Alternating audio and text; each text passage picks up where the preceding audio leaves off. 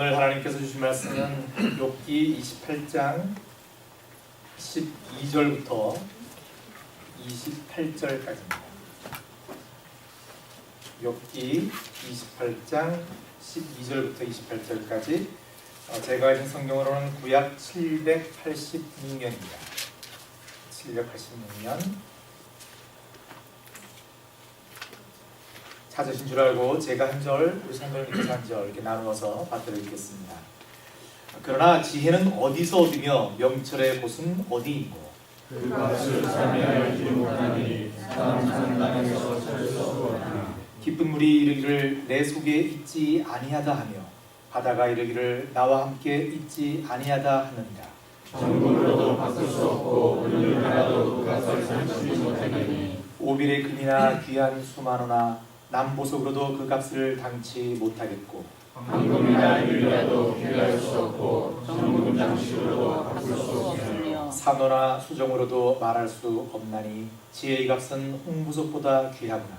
구스의 황으로도 비교할 수 없고 순금으로도 그 값을 상정하지 못하니 그런즉 지혜는 어디서 오며 명철의 곳은 어디인고? 모든 생물의 눈에 숨겨졌고 공중의 세계에 가려졌으며 멸망과 사망도 이르기를 우리가 귀로 그 소문은 들었다 하느니라. 하나님이 그 일을 깨달으시며 있는 곳을 아시나니 이는 그가 땅끝까지 감찰하시며 온 천하를 두루 보시며 바람의 경중을 정하시며 물을 베어 그 분량을 정하시며 비를 위하여 명령하시고 우리의 번개를 위하여 길을 정하셨습니다.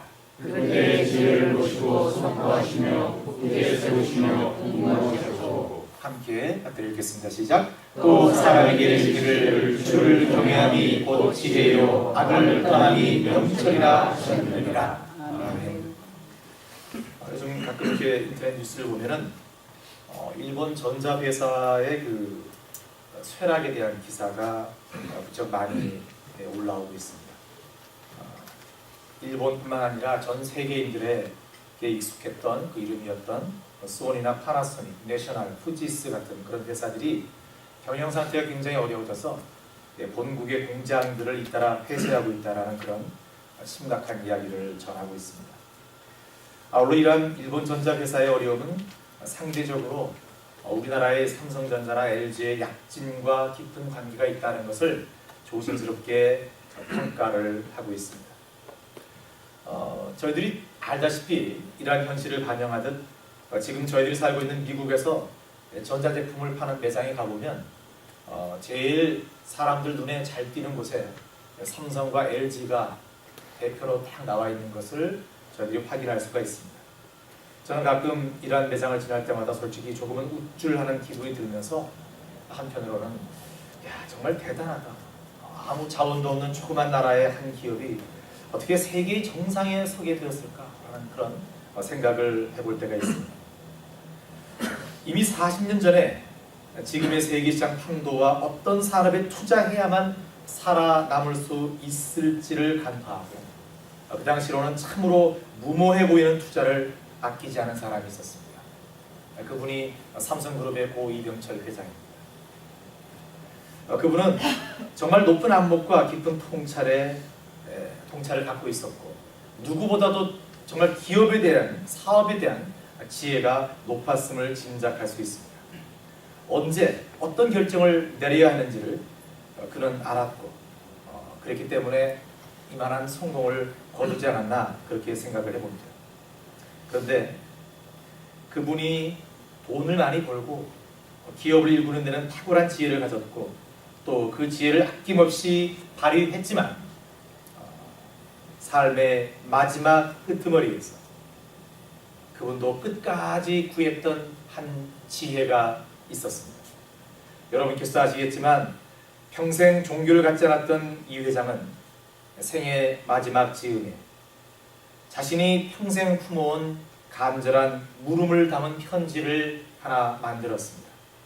이른바 자신이 참으로 험난하고 파란만장한 삶을 살아왔는데 웬만한 것은 다 해결되고 웬만한 것은 내가 할 수 있을 것 같은데 내가 생각하는 이 지금 궁금한 이 24가지 의문은 도무지 찾기가 쉽지 않다라고 생각을 해서 이 편지를 한 종교인에게 전달했고, 안타깝게도 이 회장은 이 질문에 답을 듣기 전에 세상을 떠나고 말았습니다. 그리고 이 회장의 질문은 사람들의 기억 속에서 잊혀져 갔습니다. 지난해 한 신부님이 이 질문 편지를 갖고 답을 달아서 책을 하나 펴냈습니다. 그것이 잊혀진 질문이에요.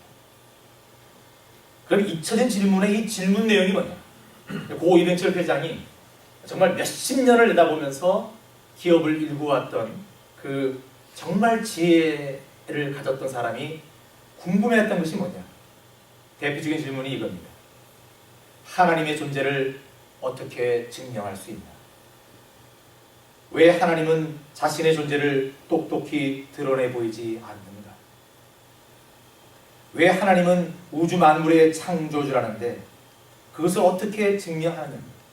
이런 신적인 신론에 관한 얘기를 많이 적어놨어요. 그리고 더불어서 한 번 태어난 인생, 이 한 번 사는 인생이 왜 이렇게 힘들고 아프고 고통스러워야 하나? 하나님이 계시다면 이럴 수 있는가?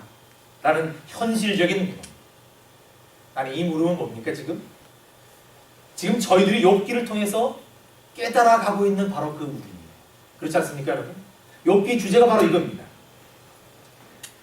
결국 조그만 가게를 시작해서 자신의 기업을 세계 최고 기업으로 성장시킨 이병철 회장도 생을 마감하는 즈음에는 인간이면 누구나 가질 수밖에 없는 이런 궁극적인 질문, 이 궁극적인 지혜를 애타게 찾았다라는 것입니다. 욥은 오늘 말씀 바로 앞에 28장 1절부터 11절까지 저희들은 읽지 않았지만 금과 은과 같은 보석을, 그 귀한 것을 얻기 위해서 온갖 노력을 다하고 마침내 그것을 획득하는 사람들의 모습을 구체적으로 설명해 놓았습니다. 저희들이 자세히 읽어보면은 사람들이 어떤 귀한 보석을 얻기 위해서 그것을 땅이나 땅도 파고 물도 제하고 여러 가지 방법을 통해서 보석을 채취하는 그런 과정을 쭉 설명을 해놨어요. 그 귀한 것을 향한 사람들의 열심과 집착이 어느 정도인지를 우리가 짐작할 수 있습니다. 그렇다면 욥은 왜 느닷없이 이 보석과 귀한 것을 구하는 사람들의 모습과 여기에 집착하는 사람들의 그 의지를 이렇게 표현했을까요?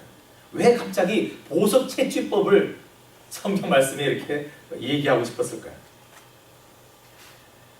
욥이 오늘 말씀 앞에서 이러한 이야기를 한 이유는 바로 욥뿐만 아니라 저희들 모두가 갖고 있는 참으로 궁극적인 진짜 질문을 한번 던지고 싶었기 때문입니다. 말씀 12절. 그러나 지혜는 어디서 얻으며 명철의 곳은 어디인고? 이겁니다.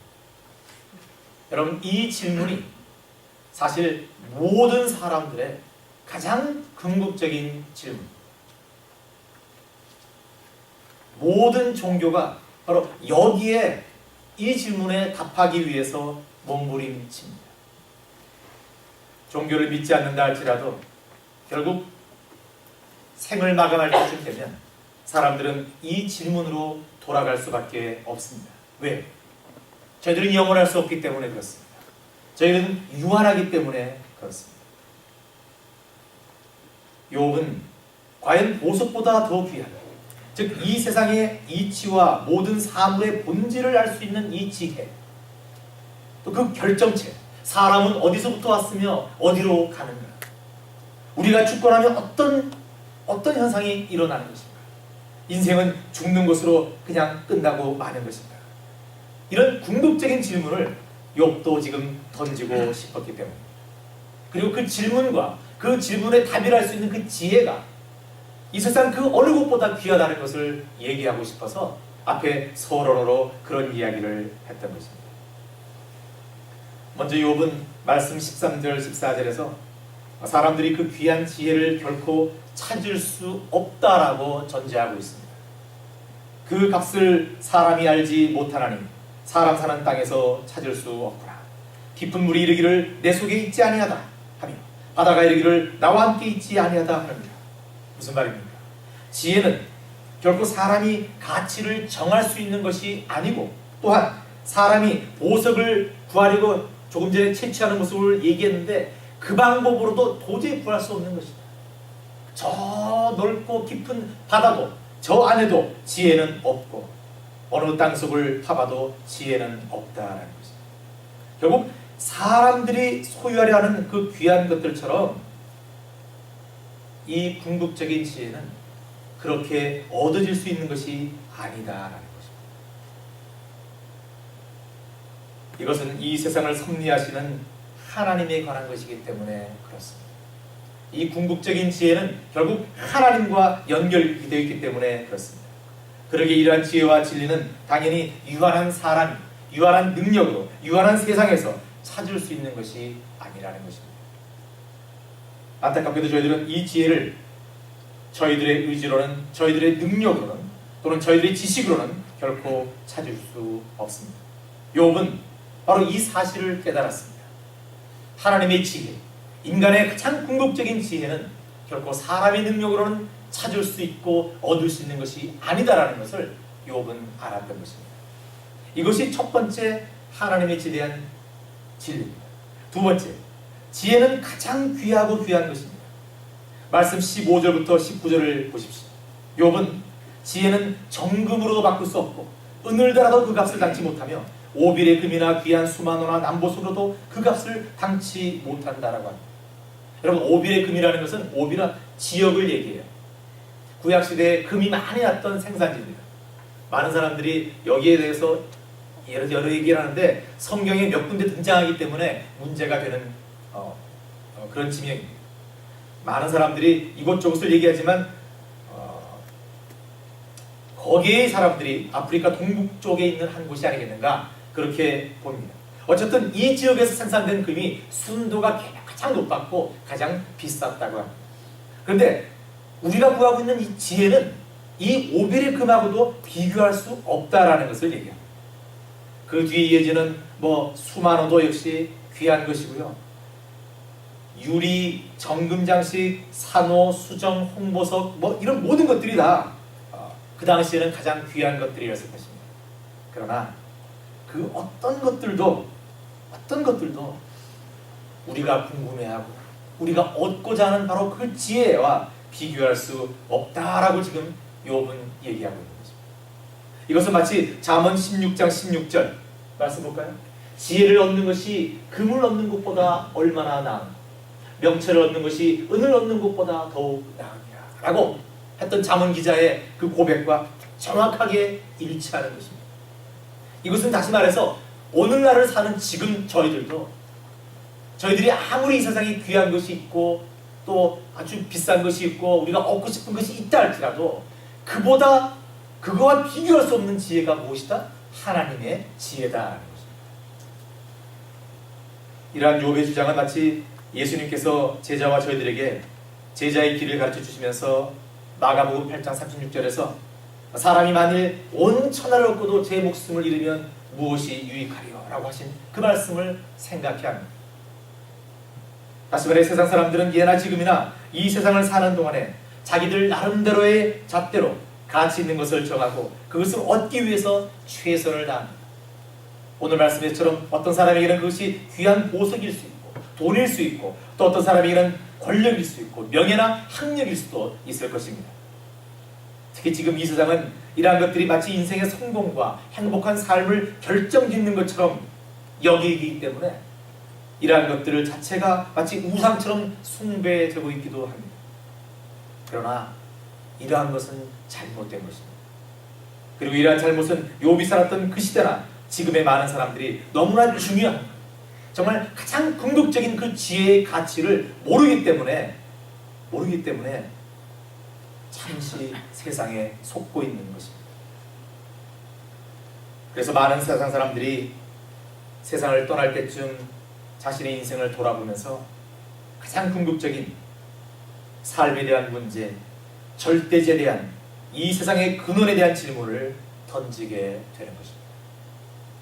즉 사람들 각자 나름대로 자신들이 귀하게 여기는 것을 구하고 얻는 데 최선을 다하는 삶을 살아보고 결국 돈을 이만큼 벌어보고 내가 이만큼 업적을 쌓았고 그렇게 해봤는데 결국 죽을 때쯤 되면 이게 아닌데 라는 것을 깨닫게 된다는 것입니다. 그때가 되어서야 사람들은 이 세상 그 무엇과도 비교할 수 없는 가장 귀한 참 지혜를 찾으려 하고 궁금해 한다는 것입니다. 욥은 바로 이 점을 지적하고 있는 것입니다. 그리고 말씀 20절에서 욥은 그렇다면 이 귀한 이 지고의 지혜는 과연 어디서 오며 또 명철은 어디서 어디 있는지 다시 한번 12절의 말씀을 반복해서 지혜의 근원을 그 의문을 한번 던져봅니다. 그 표현이 참 재밌습니다. 말씀 21절 21절 모든 생물의 눈에 숨겨졌고 공중의 새에게 가리워졌으며 멸망과 사망도 이르기를 우리가 귀로 그 소문은 들었다 하는가. 여러분, 사람의 감각 능력은 제가 말씀드린 적이 있지만 다른 생물들보다 훨씬 떨어집니다. 저희들이 볼 수 있는 거리는 정말 한계가 있습니다. 다른 동물들은 훨씬 더 많이 봅니다. 들을 수 있는 것도 역시 마찬가지입니다. 저희들은 어쩌면 다른 동물들보다 감각 면에서는 능력이 한참 떨어집니다. 그런데 저희들 눈에도 물론 지혜가 안 보이지만 아무리 감각이 뛰어난 피조물의 어떤 것이라 할지라도 그들의 눈에도 역시 지혜는 보이지 않는다는 것입니다. 이것은 다시 말해서 사람은 말할 것도 없고 그 어떤 누구도 이 세상에서 하나님의 지혜, 그 궁극적인 지혜를 알 수 없다라는 것입니다. 볼 수 없다, 찾을 수 없다라는 것을 전제하는 것입니다. 심지어 멸망과 사망, 즉 죽어서 이 세상을 초월한 그런 존재들조차도 소문만 좀 들었다라고 얘기하는 거예요. 모른다라는 것입니다. 이것을 다시 말해 참 지혜는 이 세상 그 어떤 존재도 자신의 의지와 능력으로는 찾을 수 없다는 것을 강조하고 있는 것입니다. 그리고 마지막으로 욥은 그렇다면 지혜는 무엇이며 그리고 그것은 과연 어디에 있는가라는 모든 사람들의 궁극적인 질문에 대한 답을 아주 직설적으로 던지고 있습니다. 말씀 23절입니다. 여러분, 말씀 23절 함께 읽겠습니다. 시작. 하나님이 그 길을 깨달으시며 있는 곳을 아시나니. 아멘. 그렇습니다. 오직 하나님만이 참 지혜가 있는 곳을 아시고 또 그 지혜를 찾는 길을 아신다는 것입니다. 왜입니까, 여러분? 왜 하나님만 아십니까? 여러분, 이것은 당연합니다. 하나님께서 이 세상을 지으셨고 지금도 이 세상을 섭리하시기에 이 세상을 아시는 분은 오직 하나님뿐이십니다. 여러분, 이것은 예를 들어서 한 시계를 만드는 기술자가 아주 특별한 시계를 하나 만들었다고 가정을 해봅시다. 근데 그 시계가 잘 가다가 뚝 서버렸어요. 그럼 그 시계를 고치기 위해서 어떻게 해야 됩니까?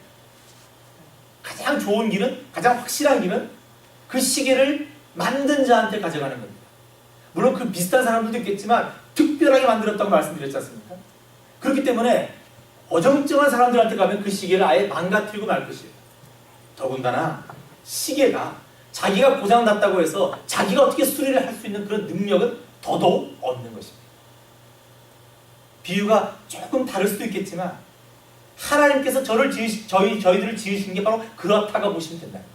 하나님께서는 저희들을 하나님의 이미지로 특별하게 한 사람 한 사람을 빚어 만드셨습니다. 아멘? 그렇습니다. 저희들은 다 달라요. 그러나 하나님 보시기엔 너무나 사랑스럽고 너무나 귀한 존재들입니다. 저희들이 고장났다, 저희들이 아프다, 저희들이 영적으로 힘들다, 누구한테 가져가야 되겠습니까? 하나님께 가져가야 되는 겁니다. 하나님이 저를 아십니까? 하나님이 지금도 너의 상태가 어떤지 지금도 아십니까? 당연한 거 아니겠습니까? 그런데 저희들이 이것을 모르고 세상을 살면서 혹시 내가 좀 이 고장난 것을 좀 고쳐볼까 싶어서 그 부족하고 불만스러운 것들을 채워볼까 싶어서 돈을 쫓고 다른 것을 쫓아다니는 것입니다. 아닙니다, 여러분. 이 세상은 하나님께서 지으셨고 지금도 이 순간도 하나님께서 섭리하시기에 저희들이 참 지혜를 구하려면 하나님께로 가야 하는 것입니다.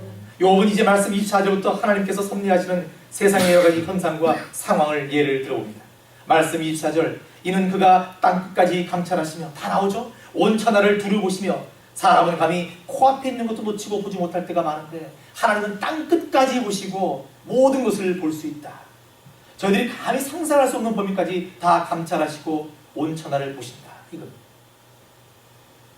이것은 하나님의 속성으로 얘기한다면 무소부재십니다. 편재하신 겁니다. 이 세상 그 어디에도 하나님이 계시지 않은 곳은 없다. 항상 계신다. 이건 말씀 25절 26절 바람의 경중을 정하시며 물을 대어 그 분량을 정하시며 비를 위하여 명령하시고 우리의 번개를 위하여 길을 정하셨습니다. 여러분, 이 세상 그 누가 바람을 조정할 수 있습니까? 누가 바닷물의 양을 가늠할 수 있습니까? 누가 감히 천둥과 번개를 명해서 그것을 방향을 바꾸거나 그 농도를 낮출 수 있습니까? 아무도 할 수 없습니다. 그러나 하나님께서는 하신다는 거죠. 아주 간단한 이 예만 들어봐도 사람의 한계가 분명하게 드러납니다. 이 말씀을 하나님의 속성으로 표현한다면 하나님은 전지전능하시다. 하나님은 전지전능하시다. 그러기에 저희들이 모든 것도 아시고 저희들이 할 수 없는 것도 하나님께서 하신다. 이런 하나님을 저희들이 우리의 주여라고, 우리의 주님이라고 믿고 있다라는 것. 이것이 큰 재산입니다. 말씀 27절, 이 세상 모든 것을 주장하시는 분이실 수밖에 없는 하나님께서 그 이유가 있습니다. 말씀 27절, 그때의 지혜를 보시고 선포하시며 굳게 세우시며 궁구하셨고. 여러분, 그때라는 것은 하나님께서 이 세상을 창조하실 때, 하나님께서 창조하실 때 모든 것을 하나님께서 충분히 생각하시고 연구하신 지혜의 기초에서 세워오셨기 때문에, 그러기에 감히 피조물인 사람이 하나님의 지혜를 알고자 한다는 것은 좀 웃기는 일이다. 있을 수 없다는 거예요. 바로 이 사실, 하나님의 피조물인 저희들이 감히 하나님께서 하신 모든 일을 알 수 없고 또 그 지혜를 깨달을 수 없다고 인정하는, 오직 하나님만이 저희들의 삶, 저희들의 모든 것을 아시고 주장하신다는, 하나님의 주권을 인정하는 이 겸손함이 저희들의 삶에 굉장히 중요합니다. 왜입니까, 여러분? 바로 이 첫 번째 이 깨달음과 겸손함이 저희들이 하나님을 알게 하는, 하나님의 지혜로 나아가게 되는 첫 걸음이기 때문에 그렇습니다. 여러분, 이게 쉽지 않은 겁니다. 세상에 많은 사람들이 계속 하나님을 의심하고 하나님의 부재를 그렇게 비판하는 것은 이게 안 되는 겁니다. 사람이 뭔가 할 수 있다고 생각하시는 겁니다. 사람은 그런 능력이 있다고 생각합니다. 아닙니다. 얼마 전에 인터넷 영상을 보니까 그 큐리오스 때가 조그마한 요 로봇 그 차가 화성에 갔잖아요. 화성으로 보냈어요. 나사에서. 근데 그 화성에서 화성까지 간 그 여정을 인터넷에 드라마처럼 이렇게 만들어서 보냈어요. 근데 그 나사 직원들 수많은 뭐 전부 다 박사 아니겠습니까? 그 사람들이 온갖 계산과 모든 치밀한 걸 다 계산해서 보낸 거 아니겠습니까? 근데 그거를 가서 그 기구가 떨어지고 기계가 펴져서 작동하는 그 순간 신호가 오니까 거기 있는 그 많은 사람들이 환호성을 지르고 박수를 치고 너무 기뻐하는 거예요. 저희들의 수준이 여러분 여기까지입니다. 아직. 아무리 저희들이 똑똑하다 하더라도 사람이 간 것도 아니고요. 조그마한 기계 하나 보내갖고 거기서 지금 사진 몇 장 찍어 왔습니다. 화성에서. 그런데 여러분, 화성은 우리와 지구와의 거리로 얘기한다면 정말 지척간에 있는 별입니다. 저희들이 알아보지도 못하고 저희 눈에 들어오지도 않는 별들은 수도 없이 많습니다. 하나님의 지혜가 그 정도 넓고 저희들이 생각하는 지혜가 이 정도 됩니다. 이런 걸 생각해 봤을 때 저희들은 하나님 앞에 겸손해지지 않을 수 없는 것입니다. 저희들이 겸손해져야지만 하나님의 지혜 앞으로 나아갈 수 있습니다. 이제 욥은 참으로 놀라운 진리를 선포합니다. 말씀 28절. 또 사람에게 이르시기를 주를 경외함이 곧 지혜요 악을 떠남이 명철이라 하셨느니라. 아멘. 하나님께서 도저히 사람들이 찾고자 하나 찾을 수 없고 가지려 하나 가질 수 없는 지혜를 얻는 방법을 주신 것입니다. 무엇입니까? 그 방법이 무엇입니까? 첫째, 하나님을 경외하는 것입니다. 둘째, 악을 떠나는 것입니다. Very simple. 그죠? 거룩한 하나님만을 예배하고 찬양하며 저희들 스스로 하나님의 거룩하신 성품을 닮아가기 위해서 부족하지만 성령님의 힘입어서 조금씩 부대껴가는 이 삶이 결국 하나님의 지혜로 나아가는 길이라는 것입니다. 너무너무 거창한 지혜입니다. 사람이 잡을 수도 없고 찾을 수도 없습니다. 그런데 그렇게 지혜로 나아가는 길은 간단합니다. 얼마나 감사한지 모릅니다. 이 지혜를 잘 설명한 잠언 2장 7절의 말씀이 있습니다. 스스로 지혜롭게 여기지 말지어다. 지금 사람들 보고 하는 말씀입니다. 뭐죠? 여호와를 경외하며 악을 떠날지어다. 이게 진리라는 겁니다. 이게 지혜라는 겁니다, 여러분. 지금 욥이 한 말이나 잠언의 기자가 한 말이나 정확하게 지금 일치하게 가는 것을 느끼지 않습니까? 그렇다면 이제 저와 여러분은 한 가지 질문을 해봐야 됩니다. 저희들 스스로에게. 과연 저와 여러분은 하나님의 지혜를 세상 모든 사람들이 갈구하는 그 귀하다고 하는 그 지혜를 얻은 사람들일까요? 아닐까요? 그 지혜를 얻은 사람들일까요? 아닐까요? 지혜를 얻은 사람들입니다. 아멘. 저희들은 감사하게도 이미 하나님의 놀라운 지혜를 다 소유하고 있습니다. 다 가지고 있습니다. 저희들이 능력으로, 저희들이 노력해서, 저희들이 애써 찾아서 이런 하나님의 지혜를 갖게 된 것은 더더욱 아닙니다. 저희들은 우리 주 예수 그리스도를 통해서 하나님의 지혜로 나아갈 수 있는 길을 얻었습니다. 아멘. 예수님께서 이 땅에 오셔서 무지한 저희들을 하나님의 지혜로 풍성하게 채워주셨습니다. 그것도 모자라서 예수님께서는 공생의 3년 내내 동안 어떻게 살아야 하는지를 보여주셨습니다. 거룩한 삶을, 악을 떠난 삶이 어떤 것인지를 예수님께서는 보여주셨습니다. 그야말로 저희들이 어떤 공로나 노력이 아니라 온전히 하나님의 은혜로 저희들은 하나님의 지혜를 얻은 것입니다. 바로 이런 이유 때문에 저희들은 어떠한 상황에서도, 어떠한 처지에서도, 어떠한 힘듦과 고난 가운데서도 기뻐할 수 있고 감사할 수 있는 것입니다. 저희들이 추수감사절을 보내면서 저는 아주 근본으로 돌아가서 우리가 하나님의 구원을 받은 백성이라는 이 자체로, 이 하나만으로도 감사할 수 있는 저희들이 되기를 소망합니다. 저희들은 정말 외양간에 소도 없고 열매도 없고 어쩌면 올 한 해 정말 가난한 삶을 살았는지도 모릅니다. 그러나 저희들이 다른 사람들이 갖지 않은 하나님의 지혜를 우리가 소유하고 있고 그 소유를 하나님의 은혜로 저희들이 받았음을 감사하는 저희들이 되었으면 합니다. 여러분, 저희들은 욥기를 묵상하면서 하나님이 어떠한 분이신지, 그리고 저희들은 얼마나 작은 존재인지, 또 저희들 삶에 예고 찾아오는 여러 가지 고난과 시련을 어떻게 받아들여야 하고 어떻게 극복해야 하는지를 깨닫고 배우고 있는 중입니다. 이제 욥기도 서서히 마지막 결론으로 치닫고 있습니다. 저희들은 오늘 말씀을 통해서 다시 한번 하나님께서 저희들을 향해 내려주신 은혜에 감사하는 시간을 가졌습니다. 즉, 이 세상 사람들은 자기들 나름대로 귀하게 여기는 것을 쫓아서 지금도 이리저리 헤매고 또 발버둥치며 그것을 소유하려고 하고 있지만 결국 세상에 가치 있는 것들은 결코 진정 가치 있는 것이 아니라 오직 하나님께서 주신 그 궁극적인 지혜만이 가장 가치 있는 것이라는 것을 하나님께서는 저희들에게 가르쳐 주셨습니다. 저희들은 참으로 감사하게도 이미 하나님의 은혜로 예수님을 믿는 믿음으로 말미암아 그 지혜를 소유하고 있습니다. 그리고 그 진리를 마음껏 누리며 살고 있습니다. 그러기에 저희들은 오늘 이 시간을 감사하고 그 지혜를 아는 저희들이 이렇게 나와서 예배의 순간을 기뻐할 수 있고 나아가 세상에서도 구별된 삶을 살기 위해 애쓰는 그런 저희들이 다 되어야 합니다.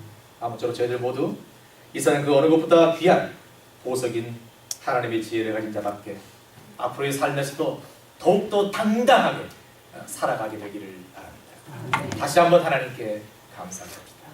기도하겠습니다. 하나님, 욥의 고백을 통해서 다시 한번 하나님께서 어떠한 분이신지를 저희들 가르쳐 주시고 깨닫게 하시니 감사합니다. 하나님, 이 세상에서 하나님의 지혜를 찾을 수 없습니다. 저희들의 능력으로, 저희들의 의지로 하나님의 지혜를 구할 수 없습니다. 그러나 하나님께서 저희들을 사랑하셔서 예수 그리스도를 믿는 믿음으로 말미암아 그 지혜를 이미 저희들에게 주셨습니다. 하나님 감사합니다. 이제 그 지혜를 저희들이 받았으니 이 지혜를 마음껏 누리는 삶을 저희들 살게 해 주시옵소서.